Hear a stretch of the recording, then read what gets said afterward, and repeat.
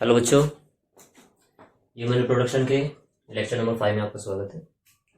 आज हम लोग देखेंगे फीमेल रिप्रोडक्टिव सिस्टम। इससे पहले हम लोग मेल रिप्रोडक्टिव सिस्टम को कवर कर चुके हैं और उसमें हमने स्पर्मेटोजेनेसिस भी देखा था पिछले लेक्चर में। तो आज हम लोग देखेंगे फीमेल रिप्रोडक्टिव ट्रैक्ट या फिर फीमेल रिप्रोडक्टिव सिस्टम। तो फीमेल रिप्रोडक्टिव सिस्टम भी मेल रिप्रोडक्टिव सिस्टम की तरह दो भागों में बांटा गया है, या फिर ऐसे बोल सकते हैं कि फीमेल के जो रिप्रोडक्टिव ऑर्गन्स है उनको दो भागों में बांटा गया है। एक को बोलते हैं प्राइमरी सेक्स ऑर्गन या प्राइमरी रिप्रोडक्टिव ऑर्गन, और दूसरे वाले को बोलते हैं सेकेंडरी सेक्स ऑर्गन या सेकेंडरी रिप्रोडक्टिव ऑर्गन। तो सेकेंडरी रिप्रोडक्टिव ऑर्गन में दो तरह के ऑर्गन्स होते हैं। एक को बोलते हैं इंटरनल जेनिटेलिया, जो कि अंदर की स्ट्रक्चर्स होती है फीमेल रिप्रोडक्टिव ट्रैक्ट में, और जो बाहर वाली स्ट्रक्चर्स होती है जो कि रिप्रोडक्शन में किसी तरह से हेल्प कर रही है उनको बोलते हैं एक्सटर्नल जेनिटेलिया। तो प्राइमरी सेक्स ऑर्गन में फीमेल के अंदर क्या आता है, वन पेयर ऑफ ओवरी, एक राइट ओवरी और एक लेफ्ट ओवरी, जो कि यहाँ पर एब्डोमिनल कैविटी में पाई जाती है। तो मैन के केस में क्या था कि मेल के केस में जब टेस्टिज बन रही थी तो बन तो रही थी एब्डोमिनल कैविटी में, लेकिन इंग्विनल कैनाल के द्वारा होती हुई वे स्क्रोटम में चली जाती है। वो इसलिए जाती है क्योंकि जो स्क्रोटम है वो टेस्टिज के टेम्परेचर को लगभग 2 से 2.5 डिग्री सेल्सियस कम रखता है as compare to body temperature, क्योंकि स्पर्म के मैच्योरेशन, उनके सर्वाइवल, उनके प्रोडक्शन, इन सभी बातों के लिए जो टेम्परेचर है वो थोड़ा सा लो होना चाहिए। लेकिन यहाँ पर ऐसा कुछ केस नहीं होता है। फीमेल के जो एग बनना होता है, जिसको ओवम बोलते हैं, वो नॉर्मल बॉडी टेम्परेचर पर ही फॉर्म हो जाते हैं। लेकिन मेल के जैसा ही इनमें भी जब ओवरीज बनती है तो वो एब्डोमिनल कैविटी में ही बनती है और फिर बाद में इस तरह से यहाँ पर आकर अरेंज हो जाती है। तो one pair of testes primary reproductive organ या प्राइमरी सेक्स ऑर्गन होते हैं। तो प्राइमरी सेक्स ऑर्गन्स क्या है, वे ऑर्गन जो कि गैमीट को प्रोड्यूस कर रहे हैं, चाहे वो मेल गैमीट हो या फिर फीमेल गैमीट हो। तो अगर वे फीमेल गैमीट को प्रोड्यूस कर रहे हैं या फिर कोई हार्मोन्स को रिलीज कर रहे हैं जिनको हम लोग बोलते हैं ओवेरियन हार्मोन, जैसे कि एस्ट्रोजन, प्रोजेस्ट्रोन, तो उसको बोला जाता है प्राइमरी सेक्स ऑर्गन। ऐसे ऑर्गन जो गैमीट के फॉर्मेशन में भाग लेते हैं और कुछ हार्मोन्स सिक्रीट करते हैं, तो ये प्राइमरी सेक्स ऑर्गन कहलाते हैं। तो फीमेल के अंदर वन पेयर ऑफ टेस्टिज होती है, वन पेयर ऑफ ओवरी होती है, एक राइट ओवरी और एक लेफ्ट ओवरी। इसमें अगर डायग्राम देखें तो इस वाली जो इधर वाली चीजें हैं वो लेफ्ट है और इधर वाली राइट होगी। तो लेफ्ट में एक लगी हुई है ओवरी और एक राइट में ओवरी लगी हुई है। जो ओवरी का शेप होता है वो आलमंड टाइप का होता है, जैसे बादाम होता है, कुछ इतनी इसकी स्ट्रक्चर होती है और लगभग 2.5 से 3 सेंटीमीटर के आसपास इसकी लेंथ होती है। तो ये जो ओवरी होती है, ओवरी इस यूट्रस के साथ और साथ में बॉडी कैविटी के साथ, पेल्विक रीजन में बॉडी कैविटी के साथ कुछ लिगामेंट से जुड़ी होती है। अब लिगामेंट क्या है, देखिए दो तरह की स्ट्रक्चर्स होती है, एक को बोलते हैं टेंडन, एक को बोलते हैं लिगामेंट। लिगामेंट वे स्ट्रक्चर्स होती है जो एक मसल को दूसरी मसल से कनेक्ट करने का काम करती है, और जो टेंडन्स होते हैं वो हड्डियों को मसल से जोड़ते हैं। तो जो बोन को मसल से जोड़ेगा उसको टेंडन बोलते हैं, और जो मसल्स को दूसरी मसल से जोड़ रहा है उसको लिगामेंट कहते हैं। तो यहाँ पे काफी सारे लिगामेंट पाए जाते हैं जो कि हमने दिखाए नहीं यहाँ पे डायग्राम में। तो इसका एक डायग्राम में अलग से वीडियो में डाल दूंगा, आप लोग उसको देख लेना, काफी अच्छा डायग्राम है वो। तो लिगामेंट जो है कई तरह के होते हैं, जैसे कि ब्रॉड लिगामेंट, वो काफी चौड़ा लिगामेंट होता है, तो यहाँ से लेकर यहाँ तक कुछ फैला होता है, तो वो यूट्रस को भी कनेक्ट करके रखता है बॉडी कैविटी के साथ में, और साथ में जो ओवरी है इसको भी कनेक्ट करके रखता है। इसके अलावा कुछ होते हैं सस्पेंसरी लिगामेंट, या फिर उसके अलावा और भी लिगामेंट्स होते हैं जिनको बोलते हैं राउंड लिगामेंट्स। 3 तरह के लिगामेंट होते हैं, ब्रॉड लिगामेंट जो सबसे चौड़ा लिगामेंट होता है, सस्पेंसरी लिगामेंट, और कौन सा, राउंड लिगामेंट। ओके, चलिए, तो फीमेल को रिप्रोडक्टिव ट्रैक्ट का डायग्राम है, इसको समझते हैं। यहाँ पे एक तो है लेफ्ट ओवरी और ये राइट ओवरी है। ये जो है कहाँ पर लगी हुई है, पेल्विक रीजन में लगी हुई है, हमारी जो बॉडी है उससे कनेक्टेड है, ये एब्डोमिनल कैविटी में जुड़ी हुई है। किसकी हेल्प से, लिगामेंट्स की हेल्प से। कौन से लिगामेंट, राउंड लिगामेंट और ब्रॉड लिगामेंट या फिर सस्पेंसरी लिगामेंट। चलिए, उसके बाद हम देख रहे हैं कि जो ओवरी है इसका काम होता है एग को प्रोड्यूस करना, एग या फिर उसको ओवम भी कहते हैं। तो एग बनने के बाद में जो एग होता है वो यहाँ पर पहुंचता है। ये पूरा का पूरा जो स्ट्रक्चर है ये यूट्रस होता है, यहाँ से लेके यहाँ तक ये जो स्ट्रक्चर है इसको यूट्रस कहते हैं। तो इसका जो शेप है वो नाशपाती, उल्टी नाशपाती या इन्वर्टेड पीयर की जैसा होता है। चलिए, तो इसके स्ट्रक्चर्स देखते हैं फिर। तो प्राइमरी रिप्रोडक्टिव ऑर्गन हो गए, लेफ्ट ओवरी और राइट ओवरी। उसके अलावा बाकी के जितने भी ऑर्गन्स है जो कि बेबी के डिलीवरी या फिर उसके नरिशमेंट या फिर स्पर्म के ट्रांसपोर्ट या एग के ट्रांसपोर्ट, इन सब में हेल्प कर रहे हैं, जो रिप्रोडक्शन में हेल्प कर रहे हैं, उनको बोलते हैं एक्सेसरी या सेकेंडरी रिप्रोडक्टिव ऑर्गन। तो प्राइमरी तो ये था ओवरी। तो सेकेंडरी में कौन कौन आ जाते हैं? सेकेंडरी में एक तो आ जाता है हमारा यूट्रस, एक आ जाता है फैलोपियन ट्यूब या इनको ओविडक्ट या फिर यूटेराइन ट्यूब्स कहते हैं।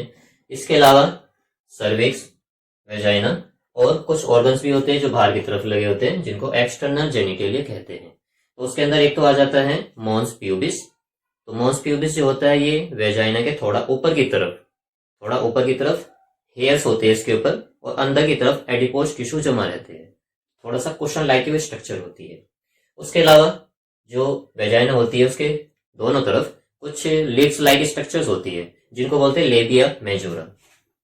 क्या बोलते हैं उनको? जो बाहर की तरफ लगे होते हैं, लेबिया मेजोरा। ये दो कुछ लिप लाइक स्ट्रक्चर होते हैं और इनको ह्यूमन के स्क्रोटम जैसा माना जाता है, ह्यूमन के स्क्रोटम जैसा माना जाता है। इसके अलावा इसके अंदर की तरफ होता है दो छोटे छोटे से और लिप्स लाइक स्ट्रक्चर, जिनको बोलते हैं लेबिया माइनोरा। क्या होते हैं? Labia minora. लेबिया माइनोरा होता है। इस लेबिया माइनोरा के अंदर की तरफ एक कैविटी होती है, उसको बोलते हैं वेस्टिब्यूल। लेबिया माइनोरा के अंदर की तरफ एक कैविटी होगी जिसको वेस्टिब्यूल बोला जाएगा, और इस वेस्टिब्यूल के अंदर कुछ वेस्टिब्यूलर डक्ट्स होती हैं, वेस्टिब्यूलर डक्ट्स होती हैं, और ये डक्ट एक लुब्रिकेटिंग सब्सटेंस को रिलीज करती है, जिससे कि इंटरकोर्स के दौरान जो फीमेल का रिप्रोडक्टिव ट्रैक्ट है वो थोड़ा सा चिकना हो जाता है, और स्पर्म जो होते हैं वो इजीली आगे की तरफ मूव कर सकते हैं।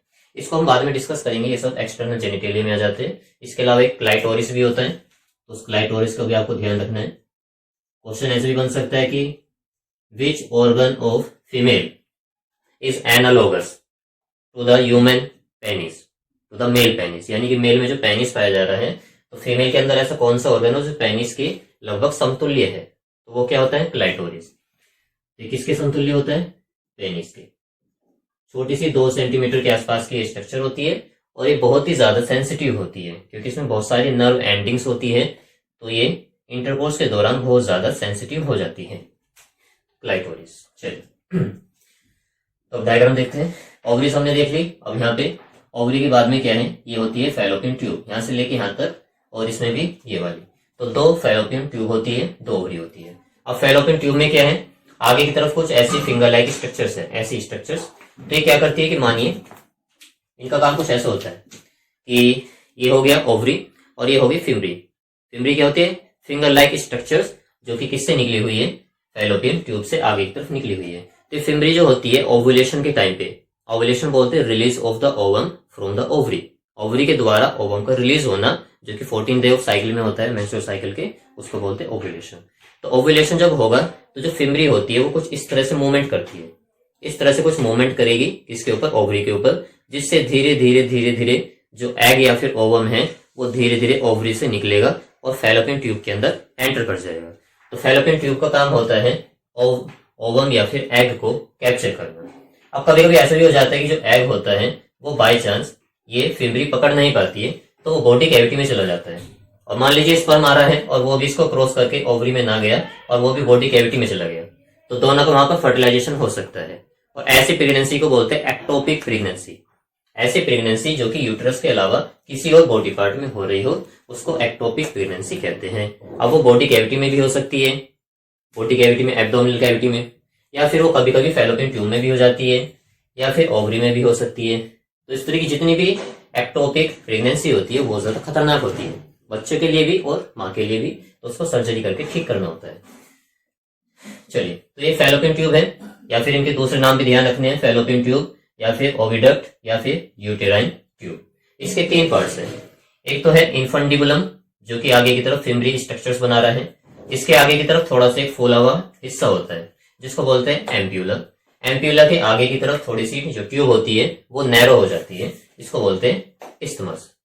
तो क्वेश्चन ये पूछा जाता है कि फर्टिलाइजेशन जो होता है ह्यूमन के अंदर वो फीमेल रिप्रोडक्टिव ट्रैक्ट में किस जगह पर होता है?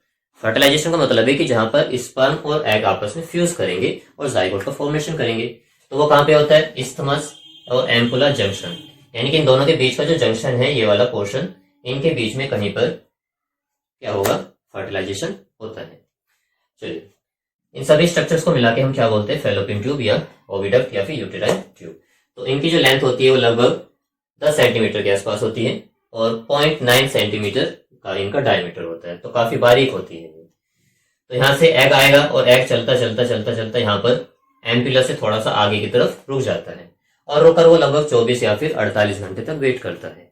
अब भाई फीमेल है तो फीमेल की होता है कि वो वेट करेगी, अपने दूल्हे का वेट करना है, दूल्हा आएगा तो अच्छी बात है और नहीं आएगा तो फिर वो अपने आप को जान से मार देगी। हाँ, कुछ ऐसे ही होता है यहाँ पे। तो यहाँ पर एग बनेगा और बनने के बाद में यहाँ पर आएगा वो। अब यहाँ पर वो सच धस कर तैयार है क्योंकि उसकी जो सखी सहेलियां है, कोरोना रेडिएटर सेल्स जो होती है, वो उसका साथ देती है क्योंकि उसको नरिशमेंट चाहिए होता है, तो कोरोना रेडिएटर उसको प्रोवाइड कराती रहती है। तो एग आएगा यहाँ पर और वो लगभग 24 आवर या 48 आवर के आसपास वेट करता है स्पर्म का, कि स्पर्म आएगा तो उसको फर्टिलाइज कर देगा, और अगर स्पर्म नहीं आता है और एग यहीं पर पड़ा रहता है तो जो यहाँ पर सेल्स होती है, फैगोसाइटिक सेल्स, वो उसको फैगोसाइटोस कर लेगी और उसको खत्म कर दिया जाएगा। और स्पर्म अगर आ जाता है तो वो फर्टिलाइजेशन करेगा, फर्टिलाइजेशन होने से जाइगोट बनेगा जिसको वन सेल्ड एम्ब्रायो कहते हैं। वो जाइगोट में फिर 24 घंटे के बाद अगला डिवीजन होगा जिसको माइटोसिस डिवीजन कहते हैं। तो क्लीवेज स्टार्ट हो जाता है, फिर 1 से 2, 2 से 4, 4 से 8, 8 से 16 सेल्ड स्टेज को बोलते हैं मोरुला, और मोरुला के बाद में 32 सेल्ड स्टेज बनती है जिसको बोलते हैं ब्लास्टुला या ब्लास्टोसिस्ट। और वो ब्लास्टुला बनने के बाद में इस यूटेरस की इनर जो वॉल है उसके साथ में इम्प्लांट हो जाता है। चलिए, तो फेलोपियन ट्यूब हो गई। इसमें जब हम रिप्रोडक्टिव हेल्थ वाला चैप्टर पढ़ेंगे तो हम देखेंगे कि नसबंदी होती है। तो उस नसबंदी में एक तो होती है वैसेक्टोमी और एक ट्यूबेक्टोमी। वैसेक्टोमी का मतलब है जो मेल है उसकी दोनों वासा डिफरेंस को काटकर, जो कि टेस्टिस से 2 ट्यूब लाइक स्ट्रक्चर निकलती है जो आगे बढ़ती है, उनको काटकर बांध दिया जाता है, जिससे टेस्टिस में से स्पर्म तो बनेंगे लेकिन वो आगे की तरफ नहीं जा पाएंगे। इस तरह से फीमेल में भी होता है, फीमेल के अंदर फेलोपियन ट्यूब को काटकर बांध दिया जाता है और इस प्रोसीजर को बोलते हैं ट्यूबेक्टोमी। मेल के केस में वैसेक्टोमी। चलिए, उसके बाद में ये है पूरा का पूरा यूट्रस। इसकी शेप मैंने बताई है इन्वर्टेड पीयर की तरह या उल्टे नाशपाती के आकार की होती है। ये यूटेरस की बॉडी है जिसको यूटेराइन फंडस कहते हैं। इसके अंदर जो कैविटी पाई जा रही है वो काफी छोटी होती है प्रेगनेंसी से पहले। प्रेगनेंसी के बाद में धीरे धीरे इसका जो साइज है वो बढ़ता चला जाता है। तो प्रेगनेंसी से पहले इसका जो कैविटी होती है वो लगभग अंडा जो होता है मुर्गी का उसके बराबर की होती है। तो यूटेराइन कैविटी है। चलिए, तो यूटेरस के अंदर 3 तरह की वॉल है। सबसे बाहर वाली वॉल को बोलते हैं पेरीमेट्रियम, इससे अंदर वाली वॉल को बोलते हैं मायोमेट्रियम, और सबसे अंदर वाली को बोलते हैं एंडोमेट्रियम। अब क्वेश्चन नीट में ऐसे पूछा जा सकता है कि कौन सी लेयर, यूटेरस के अंदर कौन सी लेयर ऐसी है जो कि सबसे ज्यादा मोटी, सबसे ज्यादा मस्कुलर, और उसका काम जो है बेबी जब डिलीवरी होनी होती है तो उस टाइम पर उसका कॉन्ट्रैक्शन होता है। तो कौन सा है? मायोमेट्रियम। तो मायोमेट्रियम वो मसल की लेयर है। मायो मीन्स होता है मसल्स। तो ये जो पूरी लेयर होती है बहुत ज्यादा मोटी लेयर होती है जो कि मायोमेट्रियम कहला रही है। इस मायोमेट्रियम का क्या काम होता है? ये काफी मोटी लेयर है और इसका काम होता है कॉन्ट्रैक्शन कराना मसल्स का। किस टाइम पे? पार्चुरेशन या प्रसव के टाइम पे, जिस टाइम पे बेबी की डिलीवरी होनी है। जो पेरीमेट्रियम है इसकी ये जो होती है एक पतली सी पेरिटोनियम की इसके ऊपर लेयर होती है। अंदर की तरफ मायोमेट्रियम है जो कि सबसे चौड़ी लेयर है, और उसके अंदर की तरफ है एंडोमेट्रियम। तो अब ये जो एंडोमेट्रियम है और थोड़ा बहुत हिस्सा मायोमेट्रियम का, इनमें साइकिलिक चेंज होता रहता है क्योंकि फीमेल के अंदर हमें पता है मेंस्ट्रुअल साइकिल होता है। तो हर महीने ये जो वॉल है, यहाँ पर ये जो वॉल है, इन पर कुछ मसल्स चढ़ाई जाती है और कुछ ब्लड वेसल्स इनके अंदर चली जाती है, क्योंकि भाई डिलीवरी आनी है, प्रेगनेंसी अगर होनी है तो जो बेबी है उसको न्यूट्रिशन चाहिए। वो न्यूट्रिशन खुद नहीं बनाता, उसको फीमेल से ही लेना पड़ता है। तो उसकी तैयारी करने के लिए यहाँ पर कुछ एक्स्ट्रा तैयारी यूट्रस के अंदर देखी जाती है हर महीने में। तो कहाँ कहाँ पे तैयारी होती है? एंडोमेट्रियम में होता है, कुछ यहाँ पर ब्लड वेसल्स इकट्ठी हो जाती है, कुछ मसल्स भी यहाँ पर डिपोजिट हो जाती है, और थोड़ा बहुत चेंजेस मायोमेट्रियम में होता है। तो हर महीने इसके ऊपर एक लेयर चढ़ाई जाएगी, और अगर इस पर नहीं आता है, एग फर्टिलाइज नहीं होता है, तो फिर से ये जो मसल्स होती हैं वो फिर से इनमें से जो ब्लड वेसल वगैरह होगी वो वेजाइना के थ्रू होती हुई बाहर निकल जाएगी, जिसको बोलते हैं हम लोग मेंस्ट्रुअल ब्लड। तो ब्लडिंग हो जाती है फिर। चलिए, तो एंडोमेट्रियम हमने देखा, उसके बाद में ये हो गया यूटेराइन कैविटी। अब इसके बाद में यूटेरस से आगे की तरफ एक छोटी सी लगभग 3 या फिर 2 सेंटीमीटर के आसपास एक छोटी सी ट्यूब लाइक स्ट्रक्चर होती है। इस ट्यूब लाइक स्ट्रक्चर को बोलते हैं सर्विक्स। यहाँ से लेकर यहाँ तक की ये जो कैनाल स्ट्रक्चर है जो कि यूट्रस को वेजाइना से कनेक्ट कर रही है, इसको बोलते हैं सर्वाइकल कैनाल। Cervical canal. अभी जो सर्विक्स है, सर्विक्स का वेजाइना की तरफ जो पार्ट है इसको बोलते हैं एक्सटर्नल ओर्स। एक्सटर्नल ओर्स ये क्या करेगा, यहाँ से जो स्पर्म्स आ रहे हैं उनको कलेक्ट करके आगे की तरफ भेजेगा। और सर्विक्स का वो पार्ट जो कि यूट्रस की तरफ खुल रहा है उसको बोलते हैं इंटरनल ओस। जो यूट्रस के अंदर की तरफ खुल रहा है इंटरनल ओस, और जो वेजाइना के बाहर की तरफ, यहाँ पे बाहर की तरफ या यूट्रस के बाहर की तरफ बोल लीजिए, यूट्रस के बाहर की तरफ खुल रहा है उसको बोलते हैं एक्सटर्नल ओस। तो ये सर्विकल कैनाल और वेजाइना दोनों मिलकर बर्थ कैनाल बनाते हैं, क्योंकि बेबी जो है वो यहाँ पर इम्प्लांट होगा और 9 महीने तक उसका जो है प्रोग्रेशन होता रहेगा, धीरे धीरे उसका डेवलपमेंट होता रहेगा। और जब उसका पार्चुरेशन का जो पीरियड है, जो गेस्टेशन पीरियड है वो धीरे जब पूरा हो जाएगा 9 मंथ के बाद में, तो उस बेबी को जो है इस कैनाल के द्वारा, कौन कौन सी कैनाल, सर्विकल कैनाल और वेजाइना के द्वारा धीरे धीरे आगे की तरफ पुश कर दिया जाता है। तो पुश वो खुद ही नहीं होता है, उसके लिए एक हार्मोन जिम्मेदार होता है जिसको बोलते हैं ऑक्सीटोसिन। ऑक्सीटोसिन पोस्टीरियर पिट्यूटरी से सिक्रीट होता है और उसको लविंग हार्मोन भी कहते हैं। मेल और फीमेल के बीच में जो हार्मोनल लोचा होता है कि फीमेल अगर बढ़िया है, बॉडी सही है, तो फीमेल उसकी तरफ अट्रैक्ट होती है, और अगर फीमेल कुछ ज्यादा खूबसूरत है तो मेल जो होते हैं उनकी तरफ अट्रैक्ट होने लगते हैं। तो ऐसा बोला जाता है कि 7 सेकंड में हाइपोथैलेमस जो होता है वो एक्टिव हो जाता है, क्योंकि हाइपोथैलेमस ही गोनाडोट्रोपिन रिलीजिंग हार्मोन को रिलीज करता है। और उसी से 2 हार्मोन्स और बनते हैं, कौन कौन से, ऑक्सीटोसिन और एडीएच, जिसमें से ऑक्सीटोसिन मेल और फीमेल के बीच में अट्रैक्शन के लिए जिम्मेदार है। इसके अलावा जो माँ होती है उसका बच्चे के प्रति काफी लगाव होता है एज कम्पेयर टू उसका फादर। वो इसलिए होता है क्योंकि फीमेल के अंदर ऑक्सीटोसिन का जो लेवल है वो बहुत ज्यादा होता है, जिसकी वजह से जो फीमेल है, जो मदर है, वो अपने बच्चों को ज्यादा प्यार करती है, उसके प्रति ज्यादा लगाव होता है ऑक्सीटोसिन की वजह से। इसके अलावा ऑक्सीटोसिन जो होता है पार्चुरेशन के दौरान मसल का कॉन्ट्रैक्शन कराता है, जिसकी वजह से लेबर पेन होता है। तो ऑक्सीटोसिन लेबर पेन भी कराता है।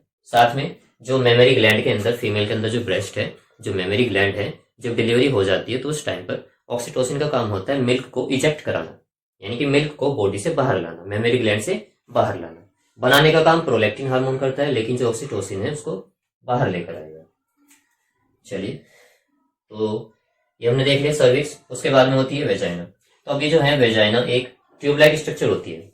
ट्यूब लाइक यानी कि इसका जो साइज है लगभग वो वेरी करता है फीमेल में अलग अलग में, तो 9 से 10 सेंटीमीटर के आसपास इसका लेंथ मानी जाती है। और उस 9 से 10 सेंटीमीटर का जो पूरा हिस्सा है वो नर्व से घिरा नहीं होता, सिर्फ आगे का जो 1/3 है, मान लीजिए ये 10 सेंटीमीटर है तो इसका जो 1/3 है, मान लीजिए इतना 1/3 है, तो सिर्फ आगे का जो 1/3 पोर्शन होता है वेजाइना का, उसमें बहुत सारी नर्व्स एंडिंग होती है, तो वो बहुत ज्यादा सेंसिटिव होती है। तो जो पेनिस है उसका साइज ज्यादा मैटर नहीं करता है। अगर पेनिस ज्यादा लंबा भी होता है तो भी फीमेल का जो है उसको वहीं पर सेंसेशन होगी या वहीं पर उसको थोड़ा बहुत प्लेजर मिलेगा जहां पर वेजाइना में नर्व एंडिंग पाई जा रही है। और नर्व एंडिंग जो वेजाइना है उसके आगे वाले 1/3 हिस्से में पाई जा रही है। ओके, तो वेजाइना जो होती है इसी के द्वारा क्या होता है, बेबी की डिलीवरी होती है। और ये क्या करता है, ये रिसेप्टेकल होता है किसके लिए, पेनिस के लिए। इंटरकोर्स के दौरान जो पेनिस होता है वेजाइना के द्वारा ही अंदर एंटर करता है।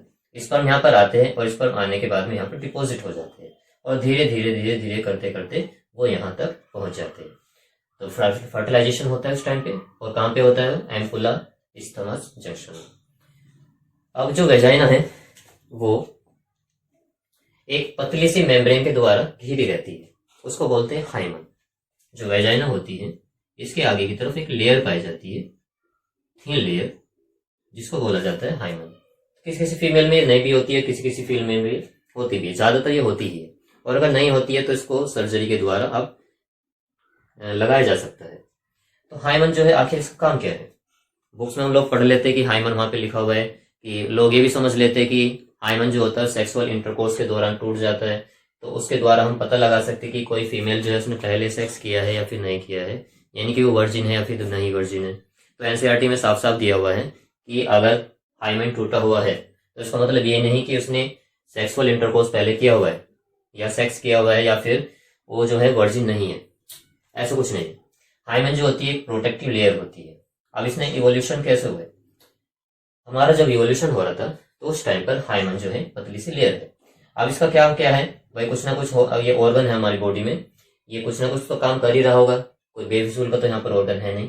तो हाइमन का काम ये है कि ये वेजाइना को थोड़ा सा कवर करके रखता है, जिससे बाहर से आने वाले जो हार्मफुल बैक्टीरिया है, हार्मफुल पैथोजन है, या कोई भी हार्मफुल बॉडी कोई भी मटेरियल है, तो उसको अंदर जाने से रोकता है। क्योंकि अंदर वेजाइना की तरफ की जो स्किन होती है वो पैथोजन के लिए बहुत ज्यादा सेंसिटिव होती है। इसके अलावा जो वेजाइना होती है उसके अंदर लैक्टोबैसिलस एसिडोफिलस बैक्टीरिया कौन सा है, लैक्टोबैसिलस एसिडोफिलस होता है, जो क्या करता है, इस वेजाइना के अंदर एसिडिक मीडियम बनाता है। एसिडिक मीडियम होना जरूरी है, क्योंकि अगर वेजाइना में एसिडिक मीडियम नहीं होगा तो कोई भी बाहर से आने वाला पैथोजन आसानी से वहां पर एंटर कर सकता है और इन्फेक्शन होने के चांसेस ज्यादा हो जाएंगे। तो ज्यादातर जो माइक्रो ऑर्गेनिज्म होते हैं वो एसिडिक मीडियम में सर्वाइव नहीं कर पाते। तो हाइमन का मैं काम बता रहा था, इसका काम होता है प्रोटेक्शन करना वेजाइना का फ्रॉम अदर पैथोजन्स, जो बाहर से पैथोजन आ रहे हैं उनसे वेजाइना को बचा के रखना। तो ऐसा जरूरी नहीं कि हाइमन जो होती है वो सेक्स के दौरान या इंटरकोर्स के दौरान टूट जाती है। साइकिलिंग करने से, स्विमिंग करने से, या फिर रस्सा कूदने से, या फिर दूसरी फिजिकल एक्टिविटी करने से, स्पोर्ट्स में भाग लेने से, कोई स्पोर्ट्स आप कर रहे हो, दौड़ लगाना या फिर हॉर्स राइडिंग करना, स्विमिंग करना, उससे भी ये टूट सकती है हाइमन। या फिर ज्यादा अगर वेट उठाया जा रहा है तो उससे भी टूट सकती है। तो इसकी अलग अलग वजह हो सकती है। तो ये कोई प्रूफ नहीं है कि हाइमन अगर इंटैक्ट है, या सॉरी हाइमन अगर टूट गई है तो इसका मतलब ये है कि वो जो है फीमेल वो वर्जिन नहीं है। तो हाइमन कभी भी ऐसा इसके आधार पर हम जज नहीं कर सकते कि कोई फीमेल वर्जिन है या फिर नहीं है। तो ये था बच्चों आज का लेक्चर। तो इसमें फटाफट रिवाइज कर लेते हैं, फिर इसका अगले लेक्चर में हम लोग देखेंगे इन सबके क्या क्या काम है, उनको लिख के देखा जाएगा। तो फीमेल के रिप्रोडक्टिव ट्रैक्ट में दो तरह के ऑर्गन्स होते हैं। एक को बोलते हैं primary sex organ. Primary sex organ का काम होता है एक तो गैमीट बनाना और दूसरा हार्मोन्स बनाना, सेक्स हार्मोन, जैसे फीमेल के अंदर एस्ट्रोजन और प्रोजेस्टेरोन। तो फीमेल में प्राइमरी सेक्स ऑर्गन कौन है, दो ओवरी जो कि आलमंड शेप की होती है और बॉडी कैविटी में लिम्बिक एरिया में पेल्विक एरिया में लगी होती है। इसके द्वारा कुछ लिगामेंट्स के द्वारा। लिगामेंट्स क्या है, जो कि मसल्स को मसल से कनेक्ट करके रखते हैं। लिगामेंट तीन तरह के हो सकते हैं, ब्रॉड लिगामेंट जो सबसे चौड़ा होता है और वो यूट्रस को भी कनेक्ट करके रखता है बॉडी से। उसके अलावा राउंड लिगामेंट या फिर सस्पेंसरी लिगामेंट, ठीक। और सेकेंडरी या फिर एसेसरी सेक्स ऑर्गन कौन कौन से होते हैं। एसेसरी सेक्स ऑर्गन में एक तो हो गया फेलोपियन ट्यूब या ओविडक्ट या फिर यूटेराइन ट्यूब। ये काफी लंबी 10 सेंटीमीटर के आसपास दो ट्यूब्स होती हैं, राइट साइड में और लेफ्ट साइड में। इसमें आगे की तरफ फिंगर लाइक प्रोजेक्शन होते हैं जो कि ओव्यूलेशन के टाइम पे इस तरह का मूवमेंट करते हैं और एग को पकड़ लेते हैं। वो एग यहाँ पर आएगा एम्पुला इस्थमस जंक्शन में और 24 आवर्स से 48 आवर्स तक वेट करेगा स्पर्म का। तो स्पर्म अगर नहीं आता है तो उसको फैगोसाइटोस कर लिया जाएगा और यहाँ पर जो उसकी तैयारी के लिए, बेबी की तैयारी के लिए यहाँ पर मसल्स बनाई गई थी, नई ब्लड वेसल्स बनाई गई थी, वो फिर से डीजनरेट हो जाएगी और ब्लड के रूप में वो बाहर निकलने लगती है, जिसको बोलते हैं मेंस्ट्रुअल साइकिल। तो मेंस्ट्रुअल साइकिल के दौरान कौन कौन सी मसल जो है बाहर निकल सकती है, ज्यादातर एंडोमेट्रियम ही निकलती है। मायोमेट्रियम का मान लो थोड़ा बहुत पार्ट निकल सकता है, लेकिन अगर क्वेश्चन पूछा जाता है कि कौन सी मसल की लेयर है फीमेल की यूट्रस में जो हर महीने शेड होती रहती है, उतरती रहती है, तो वो है एंडोमेट्रियम। पेरीमेट्रियम, मायोमेट्रियम, एंडोमेट्रियम, ये तीनों वॉल होती है यूट्रस की। पेरीमेट्रियम की चारों तरफ एक पतली सी कवरिंग होती है जिसको बोलते हैं पेरिटोनियम। मायोमेट्रियम सबसे चौड़ा मसल्स होती है मायोमेट्रियम, और इसके अंदर मसल्स पाई जाती है या ये मसल्स की बनी होती है। तो कॉन्ट्रेक्शन जब होता है लेबर पेन के दौरान वो इसी मसल में होता है। एंडोमेट्रियम जो होती है इसके ऊपर लेयर चढ़ाई जाती है हर महीने, ताकि बेबी की डिलीवरी के टाइम पे या प्रेगनेंसी होने के लिए उसको नरिशमेंट आसानी से प्रोवाइड किया जा सके। तो ये सभी एसेसरी या फिर सेकेंडरी सेक्स ऑर्गन है। उसके बाद यूट्रस जो होता है इन्वर्टेड पीयर की शेप का होता है। ये यूटेराइन बॉडी है, ये यूटेराइन कैविटी है। उसके आगे यूट्रस जो होता है आगे चलकर एक छोटी सी ट्यूब लाइक स्ट्रक्चर में खुलता है जिसको सर्विक्स कहते हैं। सर्विक्स 2 या 3 सेंटीमीटर की एक ट्यूब है। ये इसकी यूट्रस की तरफ की जो ओपनिंग होती है उसको इंटरनल ओस कहते हैं, और इसकी वैजानिक की तरफ की जो ओपनिंग है उसको हम लोग बोलते हैं क्या बोलते हैं उसको, एक्सटर्नल ओस, या फिर इसको बोला जाता है सर्वाइकल ओरिफाइस। तो सर्वाइकल कैनाल और वेजाइना आपस में मिलकर बर्थ कैनाल बनाते हैं। इन दोनों के द्वारा ही जो बेबी है वो आगे चलकर पुश कर दिया जाएगा और फीमेल की वेजाइना के द्वारा बाहर निकाल दिया जाएगा। वेजाइना का क्या काम था, एक तो सेक्सुअल इंटरकोर्स के दौरान क्या करता है, पेनिस को रिसेक्ट करता है, यह रिसेप्टल ऑर्गन है ये। दूसरा इसका काम है वेजाइना का कि जो बेबी आने वाला है वो वेजाइना के द्वारा ही बाहर निकलता है। तो ये हो गई वेजाइना की। और हाइमन, जो कि बच्चों ने गलतफहमी की पाल रखी है कि हाइमन अगर टूटी हुई है तो उसका मतलब वो फीमेल जो है वर्जिन नहीं है, तो ऐसा कुछ भी नहीं है। हाइमेन टूटने का मतलब ये बिल्कुल भी नहीं है कि फीमेल वर्जिन नहीं है। हो सकता है उसमें कुछ और एक्टिविटी की वजह से हाइमेन टूट गई हो, लेकिन उसमें पहले कभी भी इंटरकोर्स ना किया हो। चलिए, तो ये था बच्चों आज का लेक्चर। इसके बाद में इसकी थोड़ी सी डिटेल और हम पढ़ेंगे।